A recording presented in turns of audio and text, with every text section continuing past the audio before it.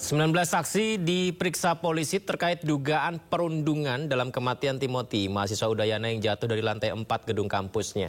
CCTV di lantai 4 korban terakhir terlihat ternyata tidak rusak dan diharapkan bisa mengungkap misteri kematian Timothy. Bekerja setiap hari membuat hati murung. Namaku Timothy, asalku dari Bandung. Senang berkenalan teman-teman. Misteri kematian mahasiswa Timothy Anugrah Putra, mahasiswa semester 7 Fakultas Ilmu Sosial Politik Universitas Udayana, masih terus diselidiki pihak kepolisian. Sebanyak 19 orang saksi telah dimintai keterangan dari pihak kampus, ayah hingga sahabat korban. Terkait dugaan perundungan menjadi penyebab korban bunuh diri masih terus diselidiki. Namun dari keterangan sejumlah saksi termasuk sahabat korban, tidak pernah mengetahui Timothy menjadi korban perundungan. Karena korban termasuk anak yang pintar dan disegani kawan sangkatannya. Pembuktian apakah ada mungkin unsur perundungan atau pembulian terhadap korban sehingga mengakibatkan korban bunuh diri, nah itu masih dalam proses penyelidikan dari kami. Terkait bukti CCTV di lantai 4 lokasi korban diduga melompat, dari keterangan pihak polisi, CCTV tersebut tidak berfungsi sejak tahun 2023. Namun pihak kampus Universitas Udayana membantah kamera pengawas di lokasi rusak dan menyatakan CCTV di gedung FISIP berfungsi, namun ada lokasi blind spot saat peristiwa terjadi. Dari Denpasar, Indira Ari, iNews melaporkan. Kita ke kasus lain, pemirsa. Kasus pembunuhan kacap Bank BUMN M. Ilham Pradipta memasuki babak baru. Hari ini keluarga korban mendatangi Polda Metro Jaya mendesak polisi menerapkan pasal pembunuhan berencana terhadap para tersangka.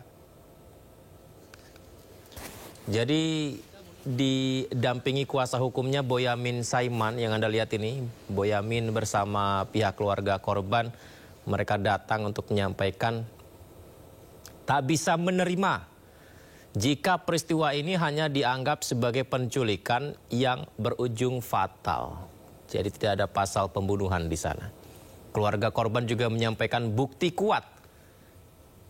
Bukti kuat ini menunjukkan memang ada perencanaan untuk menghabiskan nyawa korban. Alhamdulillah karena keadilan lebih ditegakkan. Kita semua ini tadi ketemu Pak Wadir, Pak Putu Kolis, diterima dengan baik.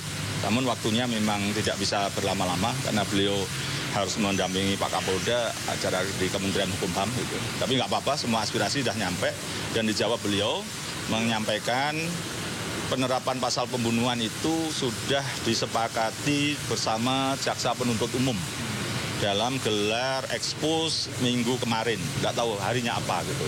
Jadi kami dikabari tadi bahwa atas peristiwa ini kemudian akan diterapkan pasal pembunuhan. Nah, teknisnya apakah pembunuhan berencana atau pembunuhan biasa itu yang akan dibicarakan lebih lanjut antara penyidik dan penuntut umum. Jadi ya kabar gembira di atas kabar sungkawa. Tapi sebenarnya harusnya sejak awal ini ya memang pembunuhan. Gitu. Pelaku utama turut serta atau yang membantu. Tapi bisa aja yang misalnya hanya mengambil gitu, terus tidak tahu menahu tentang pembunuhan, bisa aja dia menculik aja gitu. Ya bisa aja. Menjadi 9 klaster. Dari tadi 7-nya kalau tidak salah 6 itu, atau 5 gitu, menjadi ini disepakati dengan JPU akan menjadi 9 klaster. Dan saya juga mengusulkan tambahan tadi untuk percobaan pembobolan bank bagi 3 perayu yang bertemu 3 hari sebelum peristiwa penculikan atau pembunuhan itu. Sudah saya sampaikan juga.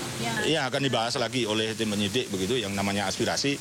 Karena kita ingin semuanya bertanggung jawab akibat ulah ini gitu. Tidak serta-merta loh saya hanya merayu gagal ya sudah, itu rasanya kok enak sekali gitu. Jadi itu yang kita minta untuk diproses hukum juga gitu. Tapi ya kita lihat kan penyidik kan juga dengan alat bukti, dengan unsur segala macam. Tapi ya kita ingin semua yang terlibat ya akan. Sementara itu kakak korban Ahmad Taufan Maulana berharap bisa mendapatkan keadilan dalam kasus ini. Taufan juga minta publik turut mengawal kasus penculikan yang berujung pada kematian adiknya. Dari keluarga tentu mohon doa dan support teman-teman media untuk bisa mengawal proses hukum ini sehingga keadilan bagi keluarga itu betul-betul bisa terwujud. Sesungguhnya ini bukan hanya untuk almarhum tetapi juga untuk dunia perbankan, untuk para bankir yang memang bersih dan baik sehingga ini tidak boleh terjadi di kemudian hari gitu ya. Betapa kita melihat bahwa kasus ini bukan kasus yang main-main dan ini cukup serius sehingga ini mengakibatkan adik kandung kami itu harus kehilangan nyawanya sehingga ini sesuatu yang harus memiliki atensi yang cukup besar bagi publik dan tentu kita berharap bahwa proses hukum ini bisa berjalan sesuai dengan apa yang kita harapkan. Saya kira itu teman-teman mohon doa untuk bisa mengawal. Ya, sebelumnya pemirsa, penculikan berujung kematian Kepala Cabang Bank BUMN Muhammad Ilham Pradipta membuat geger publik. Peristiwa tragis ini terjadi saat korban keluar dari pusat perbelanjaan menuju mobil yang terparkir.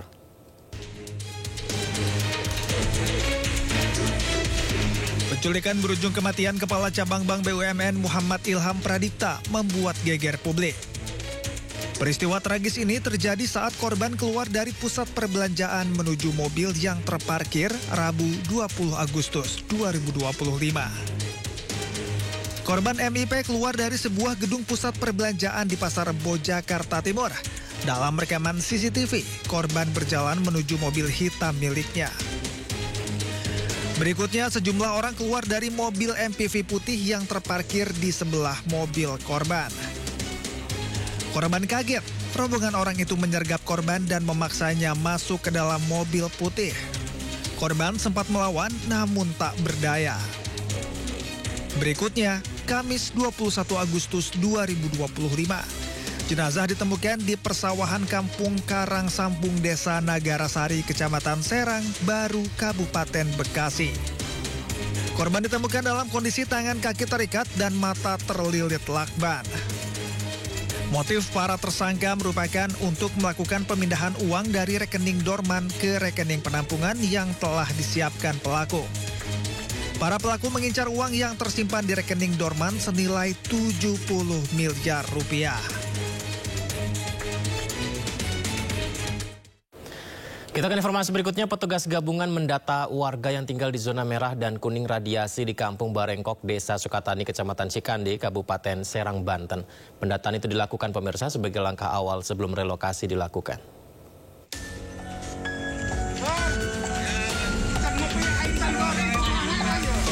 Tugas gabungan mulai mendata warga dengan mendatangi rumah warga untuk mencatat identitas kependudukan mereka yang tinggal di zona merah dan zona kuning paparan radiasi di Kampung Barengkok, Desa Sukatani, Kecamatan Cikande, Kabupaten Serang, Banten. Pendataan ini dilakukan sebagai langkah awal sebelum pemeriksaan kesehatan dan proses relokasi warga menyusul adanya temuan material yang mengandung zat radioaktif di sekitar area permukiman warga. Ada harapan Pak barangkali? Kayak harapan secepat mungkin beres sih. Nggak ada radioaktif lagi. Kampung Barengkok terbagi dalam dua zona, yaitu zona merah dan zona kuning. Berdasarkan hasil pengukuran sementara tingkat paparan radiasi di zona merah tercatat lebih dari 2,5 mikrosievert per jam. Sementara zona kuning berada pada kisaran 0,5 hingga 2,5 mikrosievert per jam. Untuk rencana relokasi kami belum bisa bicara lebih jauh karena kami akan melaporkan data-data ini terlebih dahulu kepada pimpinan kami, kepada dinas terkait. Untuk relokasi dan sebagainya nanti akan ada keputusan lebih lanjut bagaimana teknisnya, bagaimana penanganannya, bagaimana tindak lanjutnya. Secara konsep relokasi adalah untuk apa? Untuk mengamankan masyarakat ketika ada proses itu.